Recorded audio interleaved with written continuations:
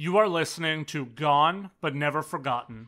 Our topics can include, but are not limited to, murder, sexual assault, graphic and gruesome details, and more. These topics are adult in nature and are not meant for everyone. Listener discretion is advised. We have all heard the saying at one time or another, money does not buy happiness. And regardless of who you are and how much money that you have, you likely have a knee-jerk reaction to that statement in one way or another. For one such heir to a family fortune, however, it would seem that all of the money that he had and had coming to him only caused him to believe that he was untouchable, and perhaps led him to believe that he could do anything and get away with it. After all, if money can't buy happiness, it sure can help one cover up a string of murders. This particular playboy is back in the news with his co-killer again now in Canada, as they glom up the legal system and try to appeal to their previous murder charges, as they currently are in prison for 3 and 2 murders respectively. Hello. My name is Lance, and welcome to episode 72 of Gone But Never Forgotten, Serial Killers Facing Less Time, the stories of Dellen Millard and Mark Smich.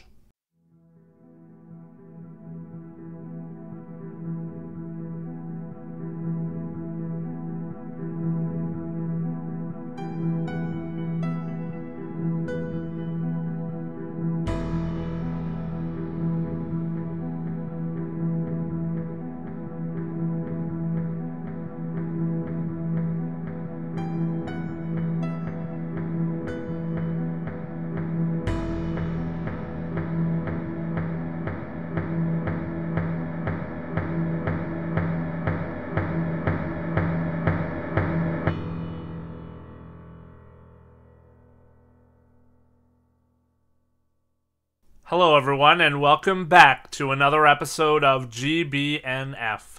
I would be remiss if I didn't cover this case, as it is again in the news here in Canada, and boy, what a story it is. We'll get into the new developments that we are seeing in real time as I write this episode at the end, but first, I'm going to tell you the story of 2 men who clearly feel that they're deserved some semblance of mercy and justice, 2 things that they did not give to their victims.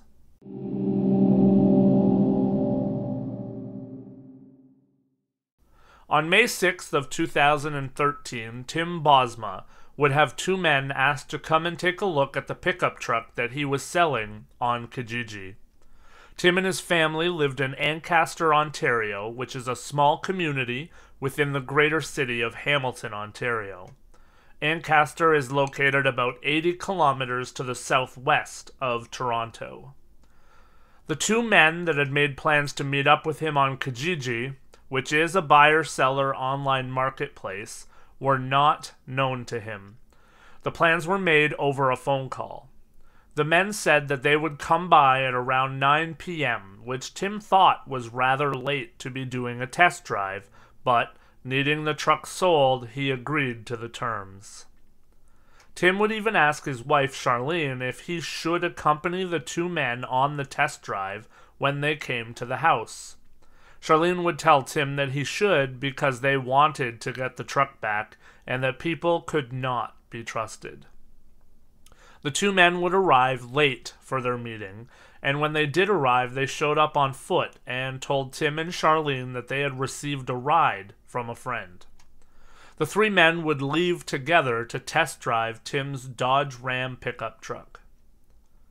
Charlene would quickly become nervous when she realized that more time had elapsed than would be usual for a test drive of a vehicle, especially this late at night. After a few hours had passed, in a panic now, Charlene would call the Hamilton police to report Tim as missing. The Hamilton Police Services would treat the case as a missing persons case with unusual circumstances at the beginning. That meant that they would do a search of the grounds around Tim and Charlene's home, and they also used a canine unit and gathered some people for a search and rescue hunt of the area. Unfortunately, those efforts and those searches would come up empty. On May 7th, the HPS would release a statement to the public that officially declared that Tim was missing, and 2 days later, on May 9th, Charlene gave her own public press conference to plead for the two men that had left with Tim and the truck to return him home to his family. Around this time as well, police came to realize that the phone that had been used to contact Tim about the truck through Kijiji was a burner phone. A burner phone is a cheap cell phone that is purchased and designed for temporary and anonymous use.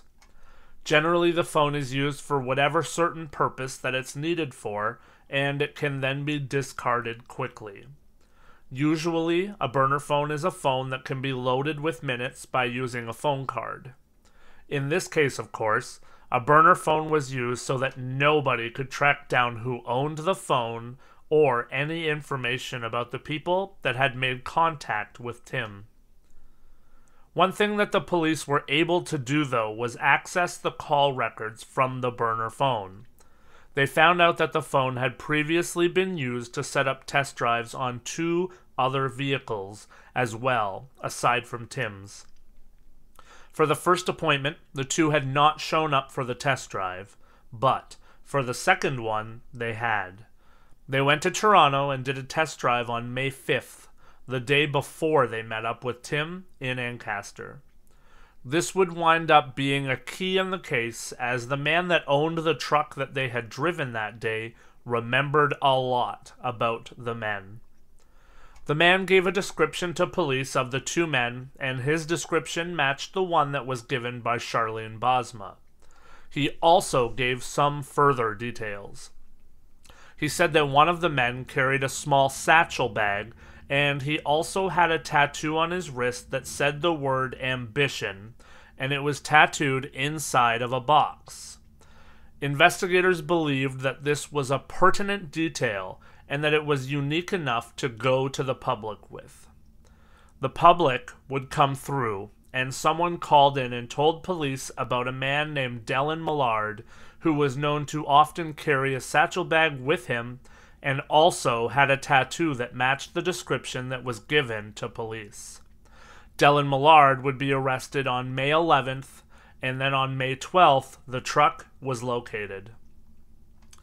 The truck was inside of a trailer that was registered to Millard Heir, and the trailer was in the driveway of Madeline Millard, Dellen's mother, in Kleinburg, Ontario, a small town that is about 45 kilometers northwest of Toronto and also about 80 kilometers northeast of Ancaster. 2 days after the truck was located, on May 14th, the police would announce publicly that Tim Bosma was dead. On May 15th, Millard was formally charged with first-degree murder, as the investigators believed that Tim Bosma was targeted, and therefore the murder was premeditated. On May 16th, Hamilton police would locate burned remains that were believed to belong to Tim Bosma inside of an incinerator that was located at Dellen Millard's farm in Ayr, Ontario, about 60 kilometers west of Ancaster and not far from where the police had also located Tim Bosma's cell phone.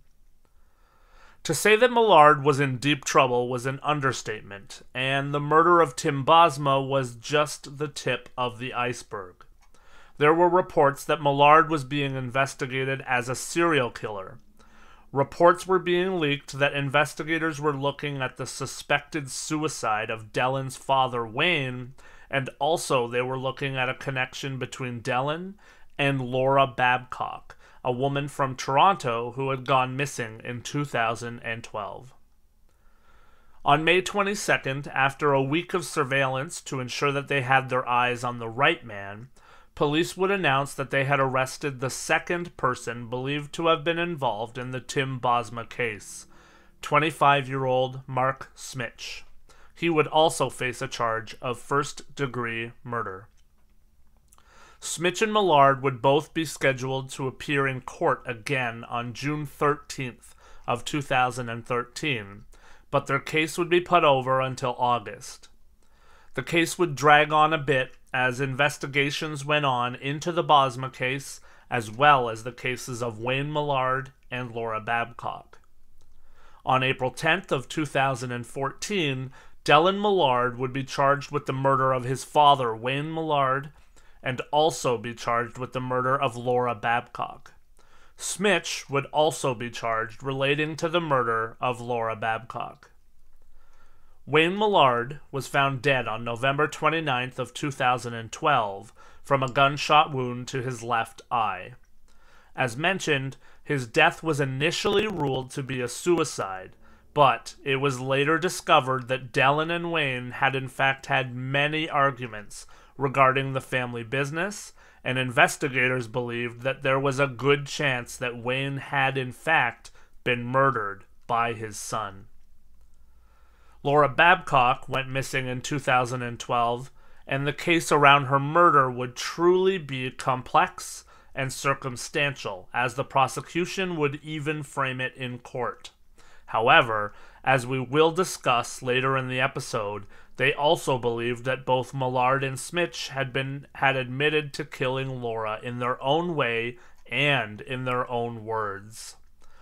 Laura and Dellen had briefly dated, and it was believed that Dellen's motive for murder was that he wanted to get her out of the picture completely because there were problems between Laura and his girlfriend at the time, Christina Nudka. Well, let's take a moment and take a look at the two men at the center of the story. Dellen Millard was born on August 30th of 1985 to Wayne Millard and Madeline Burns. Wayne was a pilot who was working for Air Canada and also for Millard Air. Air Canada is the largest airline in Canada, and Millard Air is a Canadian airline that operated from 1963 until 1990, and then continued to exist from the 1990s up until 2012 as an aircraft maintenance and servicing firm called Millard Air Incorporated. Millard Air was founded in 1963 by Carl Millard. The company's main purpose in the beginning was to fly automotive parts and various other cargo across the country. In the 1970s, the company started to also fly passengers out of Toronto Pearson Airport. When Carl Millard passed away in 2006, the company was passed on to his son and Dellen's father, Wayne, who took over as president of Millard Air. Dellen's mother, Madeline Burns, was a stewardess for Air Canada.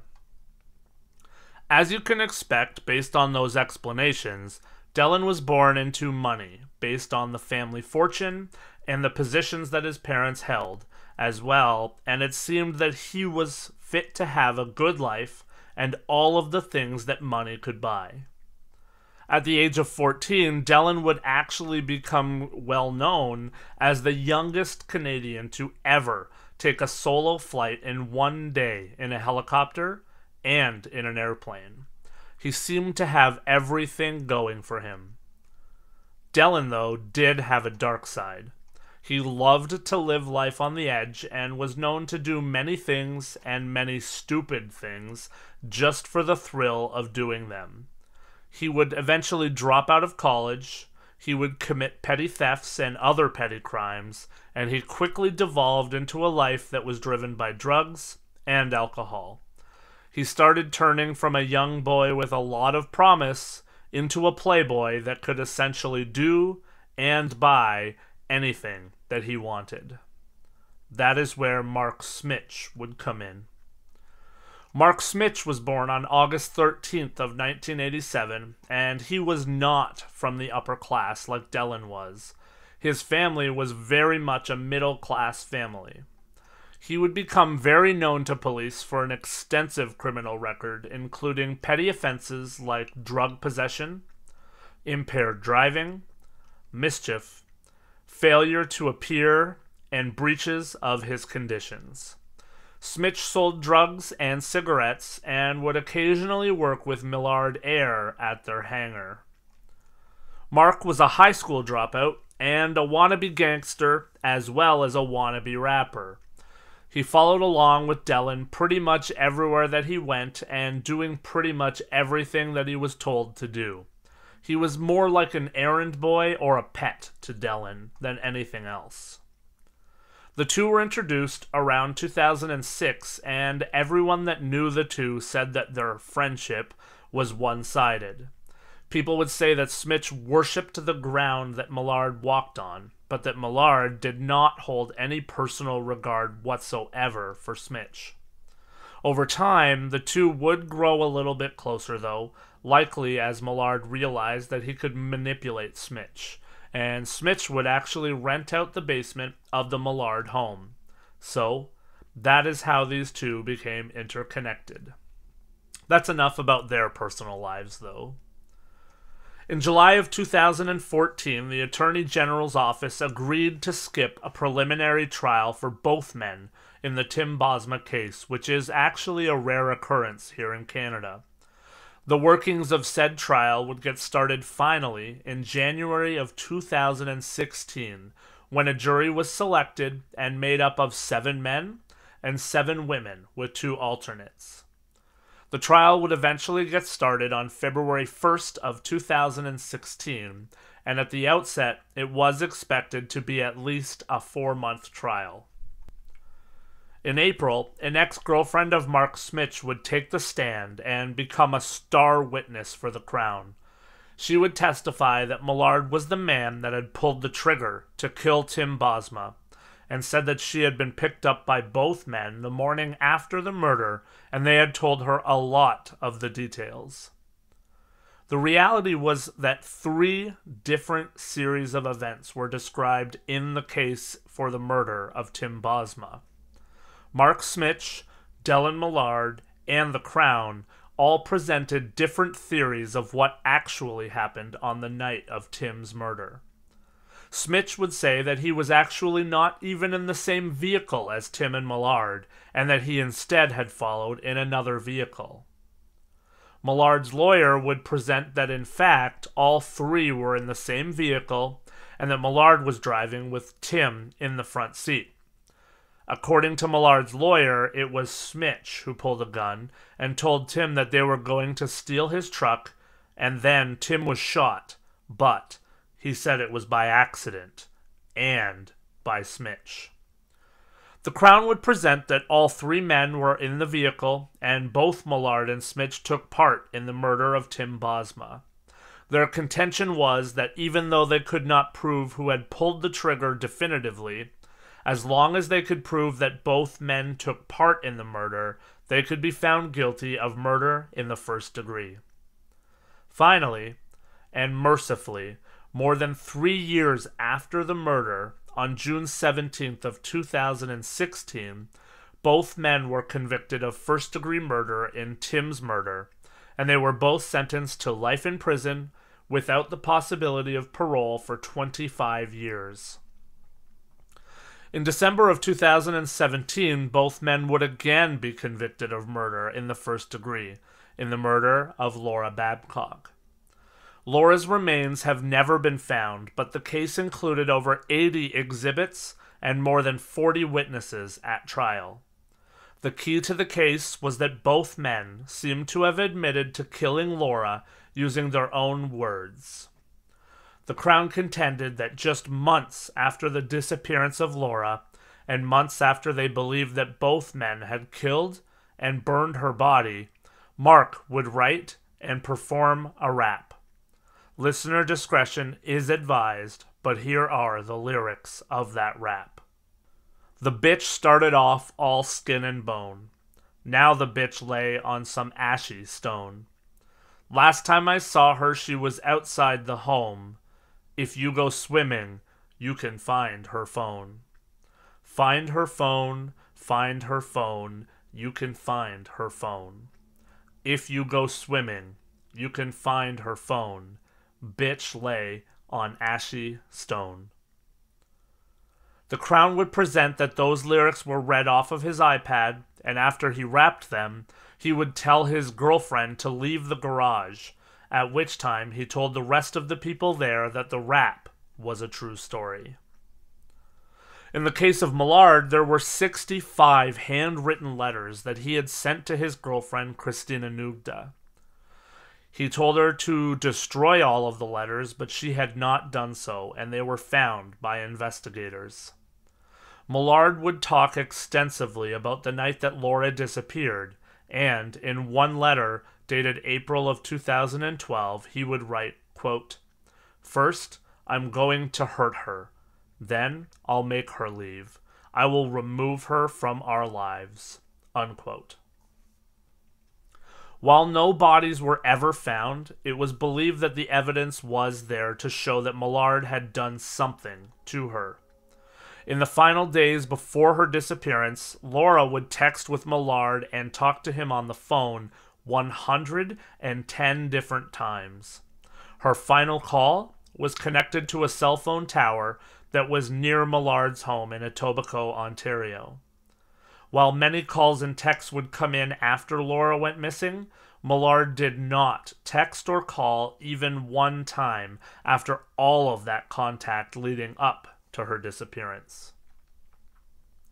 Both men would receive another life sentence with 25 years without the possibility of parole, and these sentences were to be served consecutively, meaning that both men would now face a minimum of 50 years in prison without any possibility of parole. That would mean that neither man would be released prior to 2063. That leads us to the final trial of Dellen Millard, that being in the case of murder against his father, Wayne. This trial was done by judge only instead of being a trial with a jury of his peers. Millard did not testify, and the entire defense was based around the fact that this was a suicide, and there was no proof or connection or motive that was given by the Crown in the case. They believed that Dellen was being charged with murder here based on circumstantial evidence and the fact that Dellen had already been found guilty of murder twice. Evidence presented by the Crown shows that Dellen had bought the gun that was used in the death of Wayne, and that cell records showed that his phone had been at Wayne's home at 1 a.m. on the night that he died, and Dellen had stayed there until roughly 6 a.m. On September 24th of 2018, Dellen Millard was found guilty of murder in the first degree for the murder of his father, Wayne Millard. Maureen Forstall would say, quote, "I am satisfied that Dellen Millard killed his father by shooting him in the left eye as he slept. I can find no theory consistent with innocence." Unquote. On December 18th of 2018, Dellen Millard would be sentenced for the third time to life in prison, once again with no eligibility for parole for 25 years, and once again the sentence was to be served consecutively, meaning that Dellen Millard would now face at least 75 years in prison before he could apply for parole. That would be the year 2088, and Dellen would be 103 years old. And, as such, things were pretty clear at this point in time. Dellen Millard was going to serve 75 years without parole in the murders of Wayne Millard, Laura Babcock, and Tim Bosma. And Mark Smich would serve 50 years without parole in the murders of Laura Babcock and Tim Bosma. This is the point in time for criminals of this nature where you wish that they would go to prison and never be heard from again. However, that was not the case. In 2021, Millard would hit the news again, this time for getting into a fight at Millhaven Institution where he is serving his life sentences.